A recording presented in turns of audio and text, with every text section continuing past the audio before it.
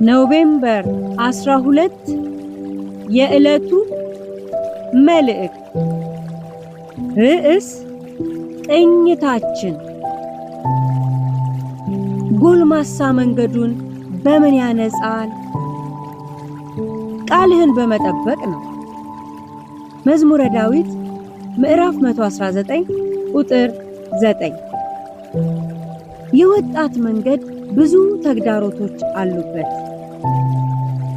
ተግዳሮቶቹን ለማለፍና ወደ ብስለት ለመድረስ እንዲሁም ሳይሰናከሉ ለመኖር በእግዚአብሔር ቃል ላይ የተመሰረተ ሕይወት መገንባት የግድ ይላል። ወጣትነታቸውን ለዓለም፣ ለኃጢአትና ለሰይጣን ሰጥተው የዕድሜያቸውን መቋጫ ለእግዚአብሔር ለመስጠት የሚያስቡ ሰዎችን ንግግር ከመስማት በላይ ምን የሚያም ነገር አለ? ምክንያቱም እግዚአብሔር ፈጥሮን እርሱ እያኖረን አሁን ለእርሱ አልኖርም፣ ዓለሜን መቅጨት እፈልጋለሁ ማለት ለመቀጨት ካልሆነ በስተቀር ለምን ሊሆን ይችላል?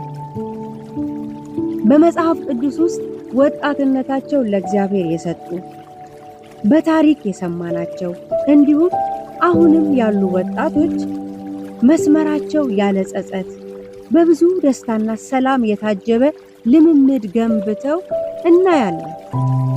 ይህ እንዴት ሊሆን ቻለ? ልባቸውን ለቃሉ ክፍት ስላደረጉ ነው። ሁላችንም መንገድ ላይ ያለውን እንቅፋትና መሰናክል አልፈን እግዚአብሔር ወዳየልን ግብ ለመድረስ የምንፈልግ ከሆነ ከቃሉ ጋር የጠበቀ ኅብረት ማድረግ ይጠበቅብናል። የወጣትነት ክፉ ምኞትንም መግሪያና ማስተካከያ ቅኝቱ የእግዚአብሔር ቃል ነውና፣ ስለዚህ ራሳችንንም ትውልዳችንንም መቃኘት የምንፈልግ ከሆነ ቃሉን እናንሳ። ቃሉ ብርሃን ነው። መንገዳችን ጨለማ እንዳይሆን መብራት ይሰጠናል። ቃሉ ደስታችን ነው።